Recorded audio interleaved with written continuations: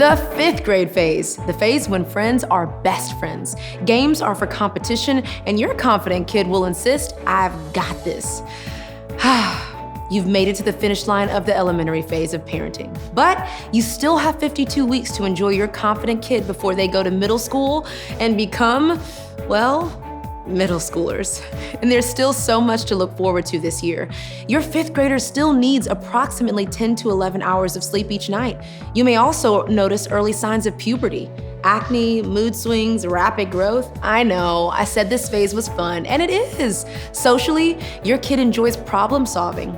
They're able to collaborate on rules and consequences, and they may be drawn to humanitarian causes and enjoy service opportunities. While no two fifth graders are the same, there are a few universal truths when it comes to parenting and leading this phase. First, friends matter more. It's not that friends matter more than you, it's just that they matter more than you when it comes to advice on some things. If your fifth grader is doing, saying, or wearing something that confuses you, check out what their peers are doing, saying, and wearing. Another fact about the fifth grade phase is that they learn competition can be fun. With a lifetime of experience under their belt and a no-fear attitude, a fifth grader is virtually unstoppable. They are skilled, smart, and ready for the world to take notice. Fifth graders often thrive with competition because it's one more way to show how smart and fast and strong they truly are. There's one last truth I want to talk to you about, and it's a really cool one. In this phase, this is the top of the elementary school food chain. Fifth graders frequently demonstrate a clarity of mind that comes with knowing the ropes. Lean into that confidence and build it. Let them know you see their potential. They need to know you believe in them before they get to the next phase.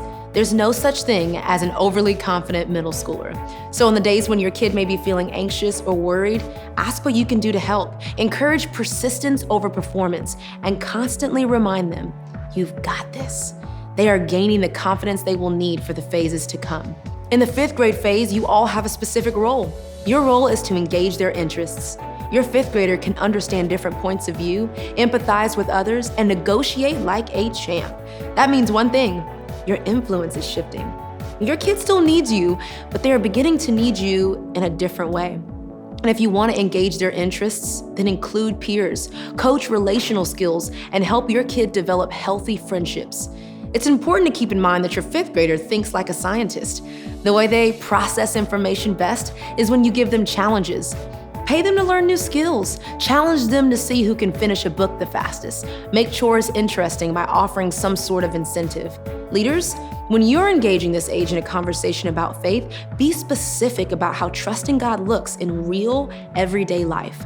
Second, fifth graders are constantly asking the same question. Do I have friends?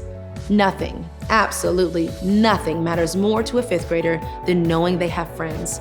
That's why the best way to capture their heart is to develop friendships. You have more access to their lives and relationships right now than you will in a few years. Make an effort to get to know their friends, but keep your boundaries healthy.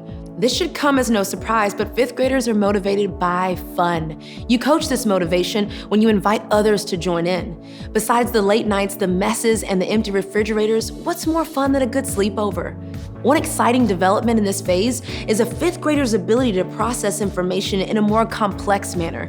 It's the perfect opportunity to plant seeds of spiritual growth in a fifth grader's heart.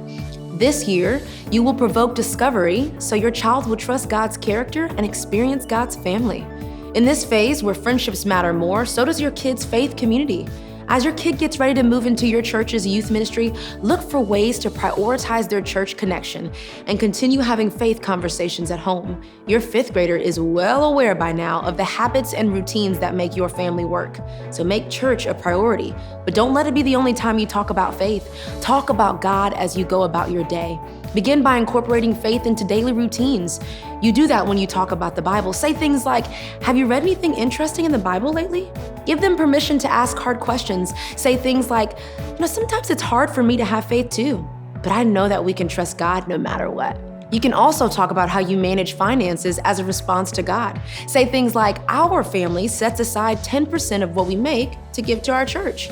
Finally, you can connect with a faith community and don't just attend. Get involved. Create relationships with parents in all seasons of life. You'll need their support and wisdom now and as your kid moves on to the next phase. Time with a fifth grader will move more quickly than you think.